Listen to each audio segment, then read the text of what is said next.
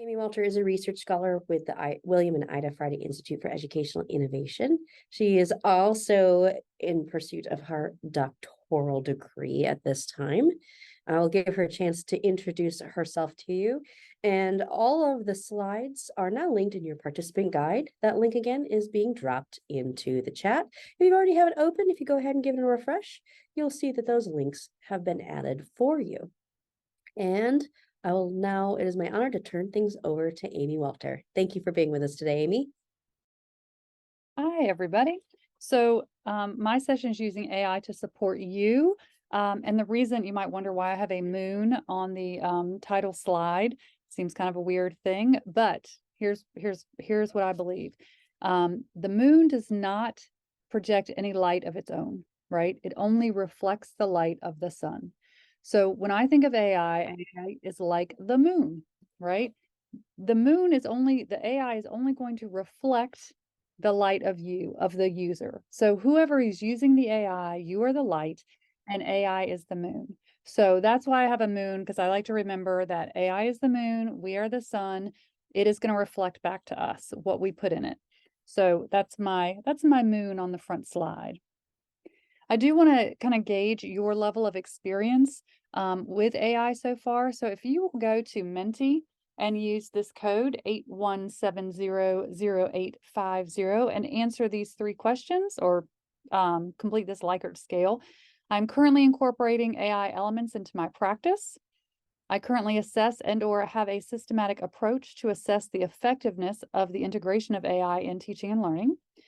My school has policies and/or procedures to overcome potential challenges and to address concerns related to AI integration. You would answer those 3. Oh, it didn't change the code. So I don't know if you're, I'm going to drop this in the chat. Here's the code.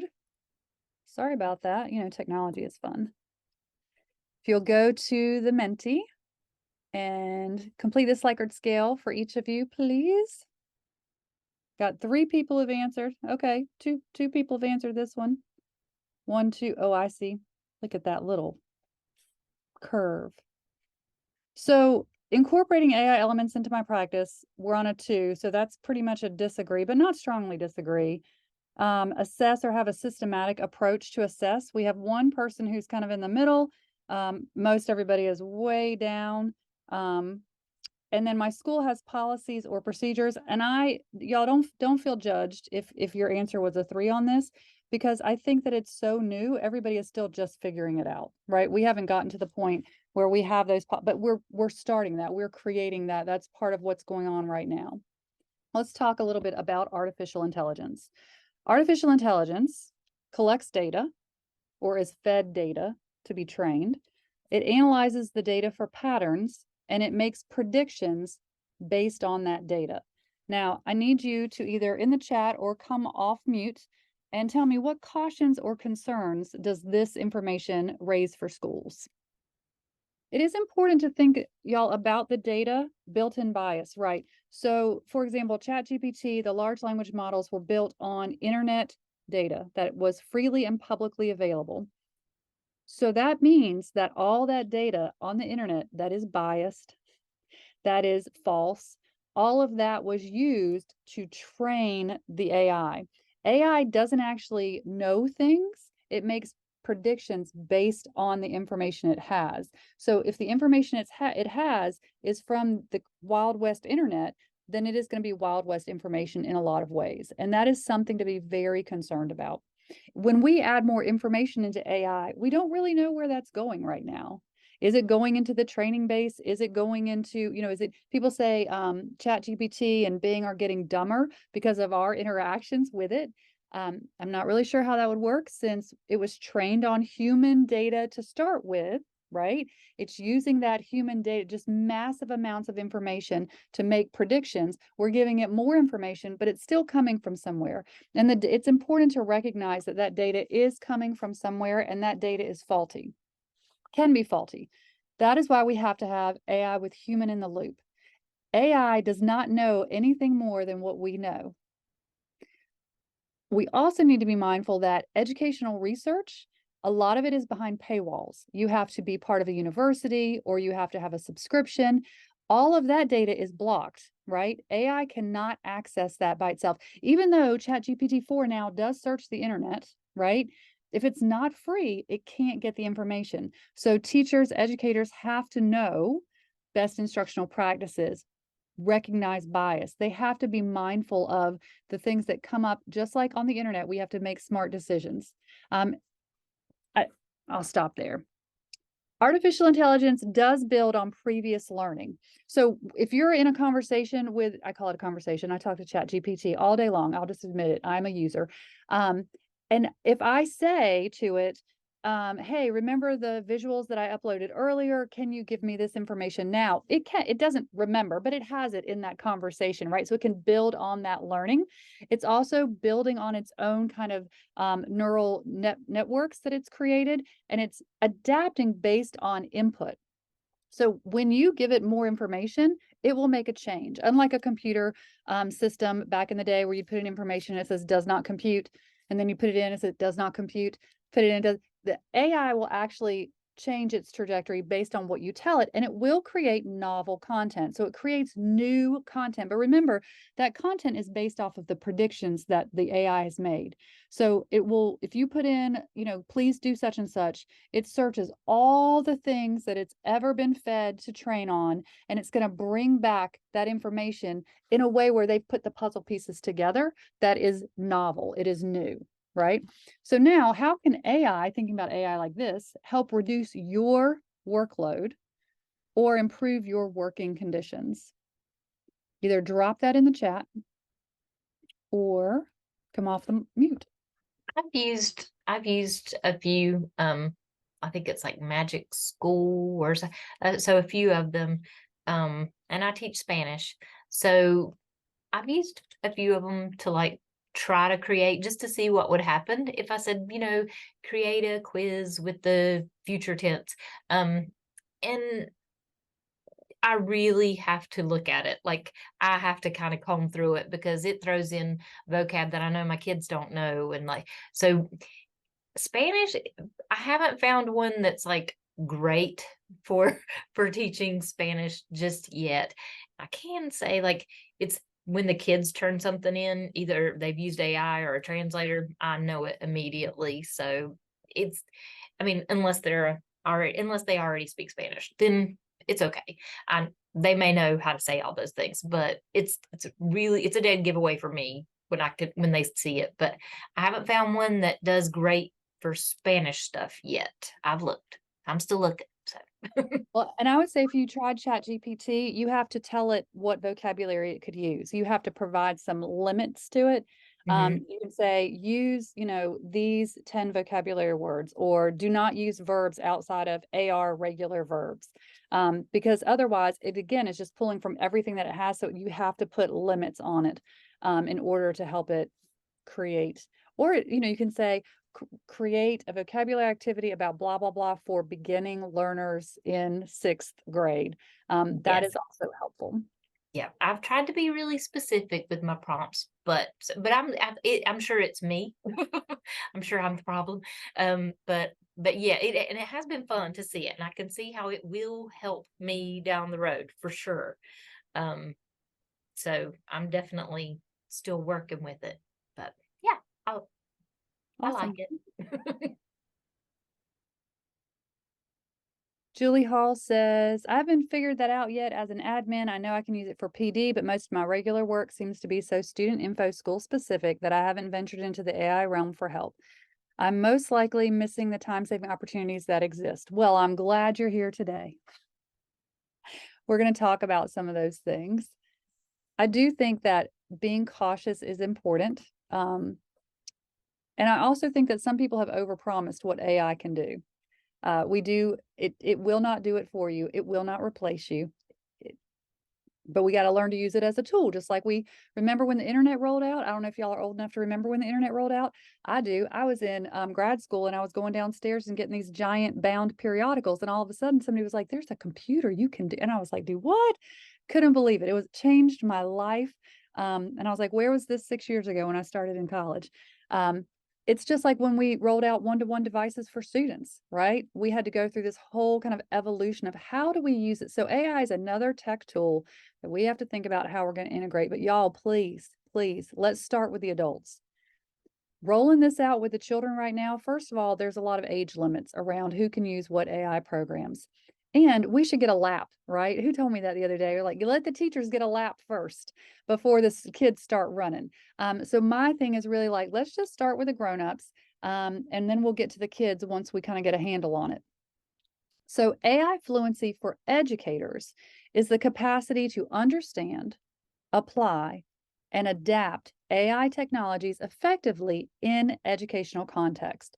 So we want to understand what AI is, what it can do, what it cannot do. We want to be able to apply it in our working jobs. And I am very much like, let's apply it behind the scenes first before we start applying it with children. And then how do we adapt them to make sure that they're really providing the value that they could? Because I know all of you have had some program in your life where it was promised that it was going to be amazing and change your life. And then you're like, this is way more trouble than it's worth, right? And you're like, I can't do this, or I'm not going to use this anymore. And so you let it go. We have to be able to adapt to the AI technologies and adapt the technologies so that we're using them in a way that's going to benefit us and our students. So here are some ideas. We can generate quiz questions with AI. I work with a special education teacher, and right now, her students are reading A Midsummer Night's Dream. And so we took the opening speech where Aegeus is complaining to Theseus about his daughter not marrying the one that he wants. So we took that soliloquy and we put it in there and we said, write 5 level 1 detail questions about this speech. We didn't like all of them. So we're like, write 5 more. Guess what? ChatGPT did not get mad at us. We're like, write 5 more.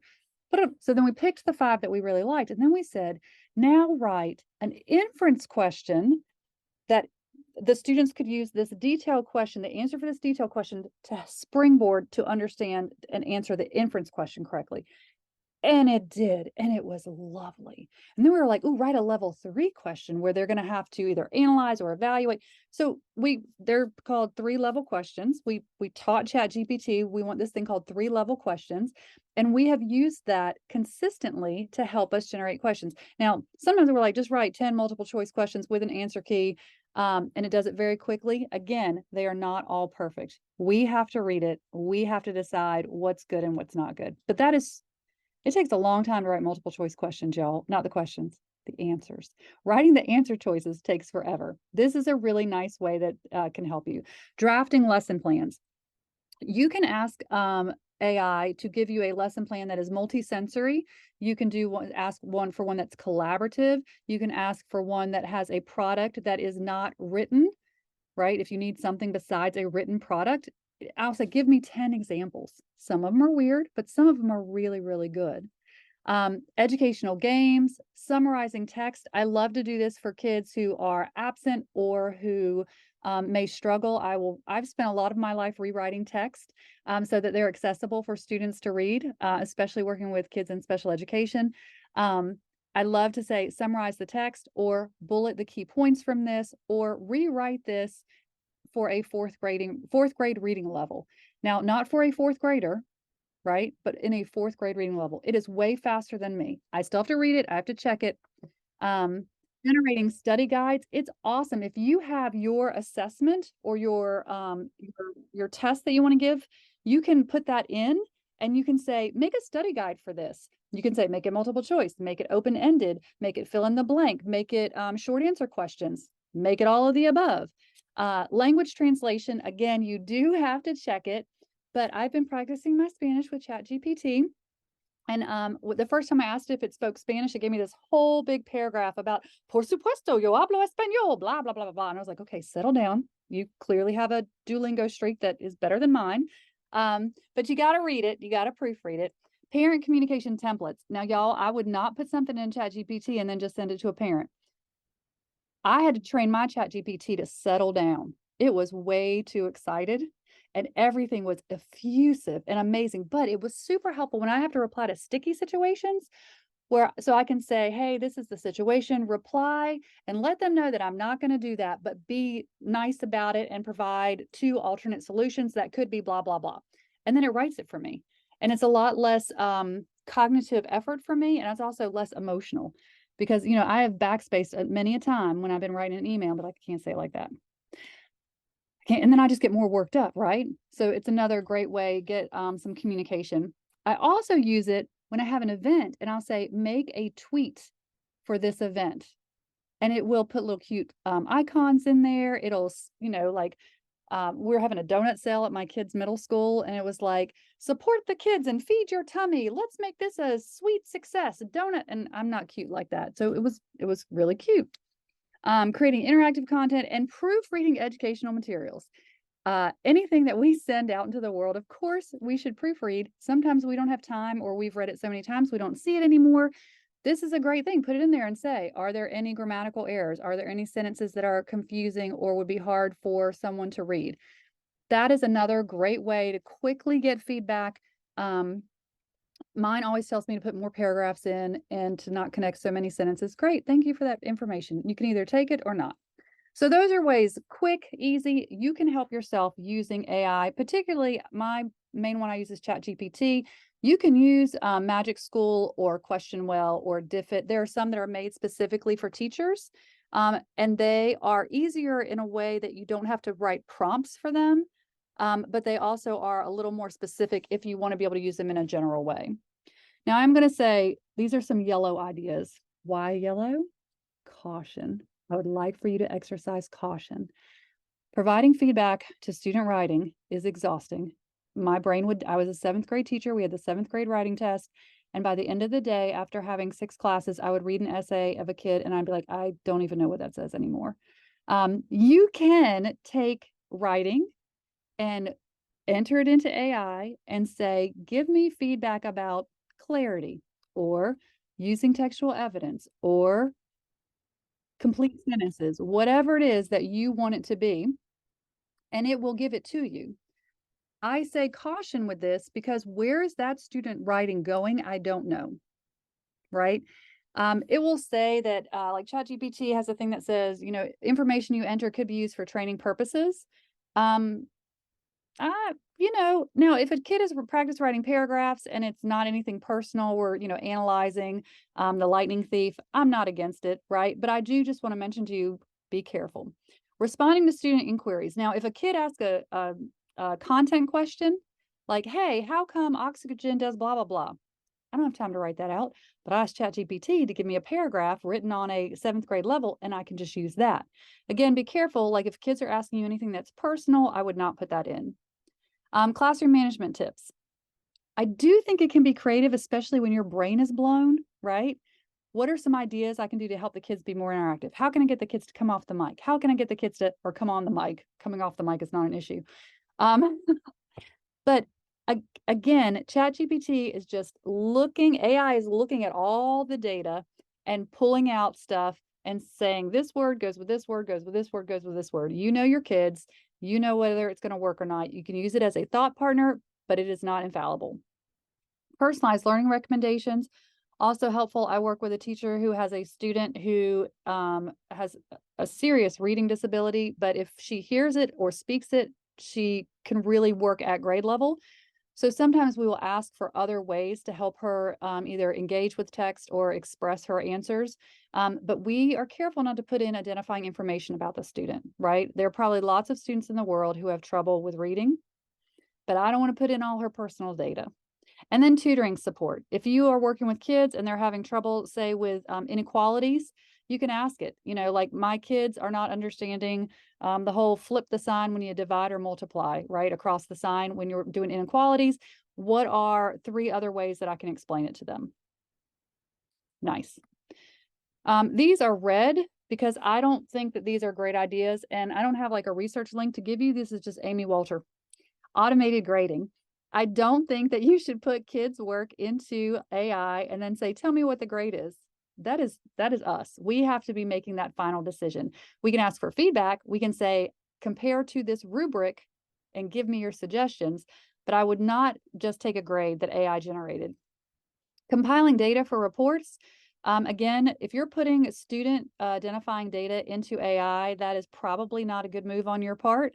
So pulling that data, student specific data is not a good idea, even though it can do it. Now, if you want to do general data, like you want to look at all the students in North Carolina and you pull publicly accessible data, that's fine. But individual students that are in your school and their protected information, I would not put it in. Professional development resources. I've seen people say they can do, first of all, we're way better. Y'all should keep talking to us, the Friday Institute for Educational Innovation. Second of all, remember that AI does not have access to educational research, things that are behind paywalls, things that have come out of universities. It can give you general ideas. It will also lie to you. It doesn't think it's lying. I said this the other day. It will give you information because it wants to give you something. That's what it's trained to do, right? So it will provide some sort of feedback, some sort of answer, some sort of something to complete your request. But I have to tell AI, you are not my husband. I don't need you to do that. Tell me the truth. If you don't know, you don't know. And sometimes I will ask, I will say, is this true? Did you make this up? Where did this information come from? And a lot of times it'll say, I apologize. I am just, artificial intelligence and I'm putting together words. It is not from a particular source. If you want correct information, I suggest you find a source. Thank you. I appreciate that. Same thing for research assistants. It can only give you so much. Now, there are some specific AI research assistants. They are generally pay to play. If you want to use something that is pay to play, that means they have pulled in a certain amount of data or resources and that they're searching within that database. So lots of different ways you can do it. Some things are a little iffier than others. I like the big green in the middle. Those are ways that you can use AI to help support your work. Here's an example. So this is ChatGPT. It's the free version. And I said, I am doing professional development for K-12 educators who work in virtual schools. Create, what did I want it to create? Create an interactive activity. You can see my typing speed. It's like an IEP meeting when everybody's watching you type on the screen. Create an interactivity that would have participants collaborate to solve problems around student engagement. And then I decided one interactive activity was probably not enough. So I said 3 interactive activities, just so I would have some choices. And this is in real time. It's giving you the information. It's like, oh, do a breakout room challenge, a scenario-based discussion forum, interactive web polling and discussion. And then it always gives me a little summary at the end that I think is cute to kind of tell me how it fulfilled my request. So I looked at these, can think about which ones do I like, which ones do I don't. And y'all remember, it's called prompting, right? When you prompt your child to pick up their shoes, it's not a one-time thing. So I said, make another activity because I wanted something a little different than what I got that provides learning on the expectancy value theory. So does it know the expectancy value theory? I don't know if it knows it or not. So I have to look and see, is this actually accurate? Now that is something that is commonly available on the internet. You can Google it and it does, it is there. So I'm reading over this and I'm like, yes, this does match that theory. And it gives me times how long it would take for me to run this. So then I said, change to a digital format because we're not in person. And the activities that it gave me was as if we were in a workshop together. And see, look, it doesn't even get mad when I tell it to do something again. I love that. So then it changes it to a virtual environment. It's given me the breakdown of how I would do that. And that was less than 2 minutes long, right? I got a variety of activity ideas and I was able to make changes. But again, I had to read the information as I went in order to get the best results. So ChatGPT is like this girl sitting in the middle. AI is the girl sitting in the middle, and we're these little ladies on the outside. See how they're giving her feedback? How they're prompting her? And it's like, oh, yeah, okay, I like that. Yeah, that's okay, but now you need to do something else. So that's what you do, right? Some people say, well, I gave it a prompt and it was way too wordy. Well, then be like a little lady and say, make this less wordy. right? You can say, well, I asked it to make multiple choice questions and they were all over the place and they weren't inferencing questions. Well, then prompt it and say, you need to write questions that are inferencing questions. So give it the feedback. And just like the girl in the middle, AI will continue to smile at you, right? It would not get mad. I do want you to notice something though that I did that helps me have a good first prompt, because sometimes it is frustrating if you have to tell it. This was my initial prompt. And I started with the role. I am doing professional development, right? So I'm telling it from the start, this is the role, like I do professional development. And then who is my audience? K-12 educators who work in virtual schools. I gave it a fair amount of information. I didn't just say I'm doing professional development for teachers, right? I was like, I can't say teachers because there are principals, counselors, all kinds of people. K-12 limits it down. I'm not talking about all educators in the world who work in virtual schools is an important specific, but that kind of is my bucket for my audience. I gave it a format that I wanted it to come back in. 3 interactive activities that would have participants collaborate. So I want 3. I want them to be interactive. And in case it didn't catch the word interactive, I put the word collaborate in there. And then I have my topic, problems around student engagement. So I have my role, my audience, my format, my topic. Who has used the raft format before in their lives, in their teaching lives? I have many a time said to kids, okay, your role is you are a scientist. Your audience is the local school board. Your format is a 3-minute presentation. Your topic is why the schools need to recycle.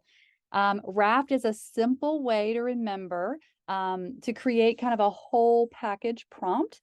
And probably you're familiar with it. If you use this with ChatGPT or other AI that requires prompting, now not like Magic School or anything like that, because that has selection, you just select the stuff.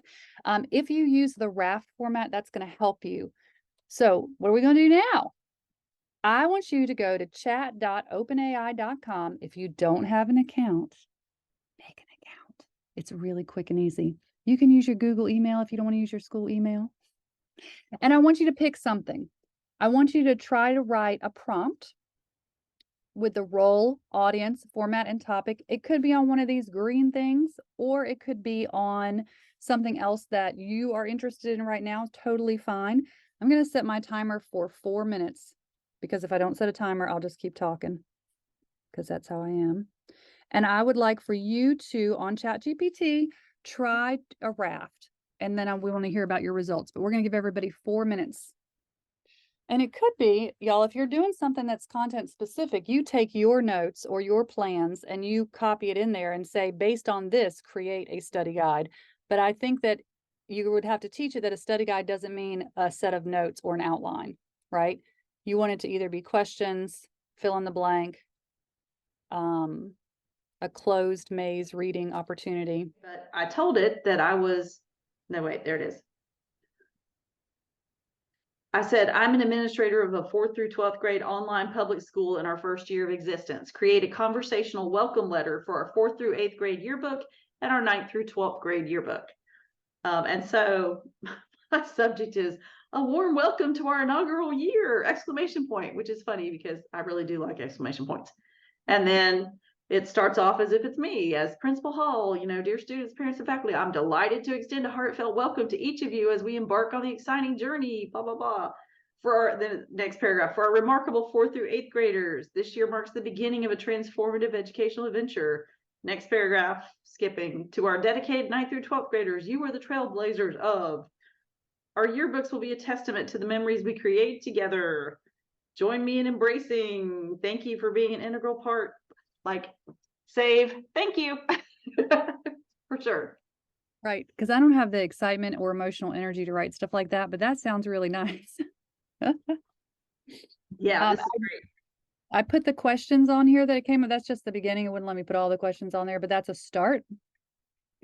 And if you find, like I said, I've had to tell mine to settle down, and I've said settle down, or I'll say be less effusive, be more neutral in tone, be like, you have to let it know what it is you want it to do. I also like using it for a retest option. Sometimes, the kids need another chance to show their proficiency, but writing one test is hard enough. Writing another test is super hard. So if you copy and paste your original in and say, write an alternate assessment on the same topics, it can do that. And that is nice to have a redo. So I encourage you to play with it. If it doesn't give you the information you want immediately, prompt it. Make sure that you are able to define what you want. If you ask for a study guide and it gives you a notes page, then give it a correction. Doesn't get upset when you give it a correction. It takes that information and it will change. So sometimes you got to kind of come to agreement on what format means, or what role you want it to play, or the tone that you want. I've also said, please simplify sentences. It makes it easier. It makes it better for you to take those few seconds. And it may take 10 minutes to get what you want, but building it without AI might take 30 minutes or an hour.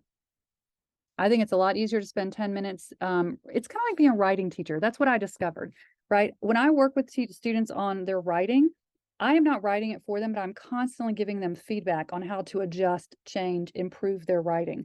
That is what I do with AI. I'm giving it feedback to adjust, change, and improve its output, which is something that I ultimately want from them. So if we can go to the next slide. I want you to now either come off the mic or come on the mic. I don't know why I say off, whatever. Or in the chat, and think about what is a way that AI can help reduce your workload or improve your working conditions based on what we've just done in the last 45 minutes. But Julie says, she didn't say this, but she might be typing it, I will use it for parent communication. I could possibly use it to help schedule appointments with my students. You could. You could. You could also have it because you're the counselor, right? Yeah.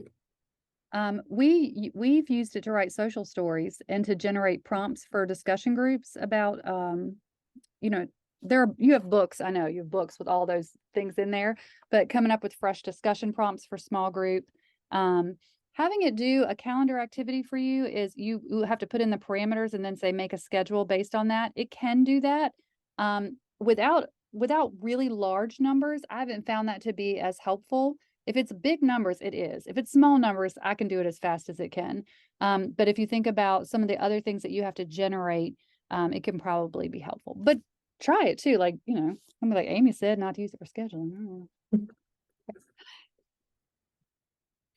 Sean said, I primarily use AI to edit my written responses for tone, especially in parent communications. For sure. Definitely. This article that I linked here is an editorial that I read the other day, and it is about ChatGPT challenges, opportunities, and implications around teacher education, but it talks a lot about how teachers can use it and kind of cautions and caveats. So I thought it was a great reference I wanted to share with you. It's very recent. Again, it is an editorial, so it's an opinion, but I thought it was a nice, if you're just starting your AI journey or you're already into it, it gives a lot of good information. So we can drop that link in the chat for you. And I think it'll also be on our participant guide for you. And if we can go to the next slide. If you are interested in AI, we at the Friday Institute, separate from the VSN, are running free webinars right now. We've done 2, but you can jump in at any time. The next one is in January, and we're going to be talking about leveraging AI for student-centered learning. So this is going to talk about how to use it with students and in the classroom, which is, I said start with the grown-ups. Check, y'all have done that now. You're ready for the next step. But if you wanted to join in, we do have this webinar series. It's totally free. There are 2 different options. One is at 4 p.m. The other is at 8 p.m. The 4 p.m. one is live. The second one is a hybrid. We're running a recording of the original, but there's somebody there to facilitate. So if you're interested in any of these, it's go.ncsu.edu/AI with FI webinars. Just another great opportunity if you're interested in AI. I know I am super interested in how particularly it can help improve our working conditions. I think it will be very helpful. And I appreciate you spending time listening to me talk just as fast as I can.